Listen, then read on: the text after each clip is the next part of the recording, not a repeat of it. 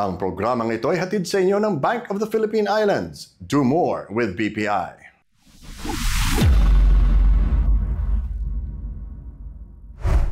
Mabuhay teammates, ito ang Basketball Universe at ako si Bill Velasco.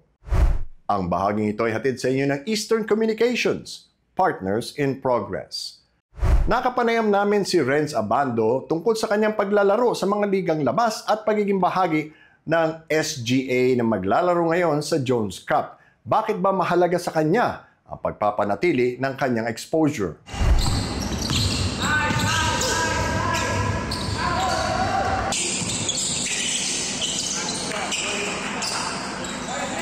Renz, anong dahilan bakit ka sumasali dito sa SGA para sa Jones Cup? First of all po, syempre kahit papaano si SGA is nagbibigay ng chance, lalo na sa akin ngayon, dapat ako pa yung may eagerness na sumali kasi wala pa akong team. And ayun nga, syempre gusto rin namin i-defend yung crown namin last season. Sino ba mga mabibigat na kalaban nyo dyan sa Jones Cup? Ang alam ko is yung Taiwan eh. Tapos first game pa namin agad. Okay. Ikaw personally, kasi napapansin ko sumasali ka sa mga larong labas, bakit mo ginagawa yun? Anong kaligayahan mo? To be honest, dapat ayoko maglaro eh.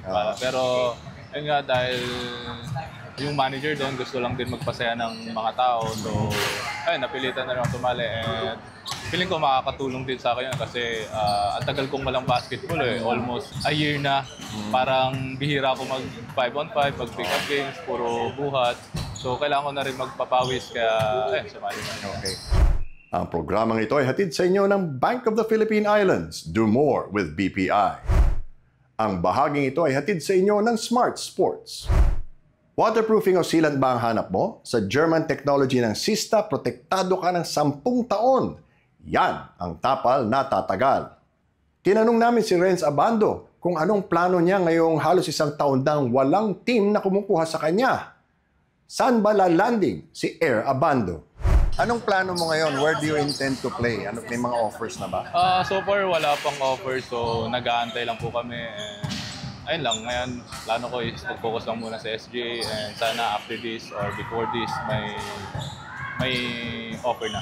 Okay. Sino bang naging mga inspirasyon mo nung bata ka? Kasi pansin ko yung style mo, very aggressive, palagi kang tumatalon, parang daredevil yung style. Saan galing yun? Actually, hindi ko rin po alam eh. Pero simula nung bata po kasi ako, parang elementary pa lang, mahilig na ako tumalon. Pag nasa probinsya po, di ba? Pag may mga talon. Pero nung bata po ako, parang lagi ko rin pinapalon si Kobe. Pero hindi naman na siya masyadong tumatalon natin. Okay, thank you. Thank you po. Okay, thank you. Ang bahaging ito ay hatid sa inyo ng Nickel Asia Corporation. At yan ang Basketball Universe para sa araw na ito. Panoorin kami sa YouTube at Facebook, Lunes, Miyerkules at Biyernes. Kaya LSS, like, share, subscribe at follow na rin. Nais naming pasalamatan ng aming mga sponsor, Bank of the Philippine Islands, Eastern Communications, Eurotex, Sista, Smart Sports, at Nickel Asia Corporation. Laging tandaan, saan man kayo at anuman ang ginagawa ninyo, magkakampi tayo. Ako si Bill Velasco at ito ang Basketball Universe.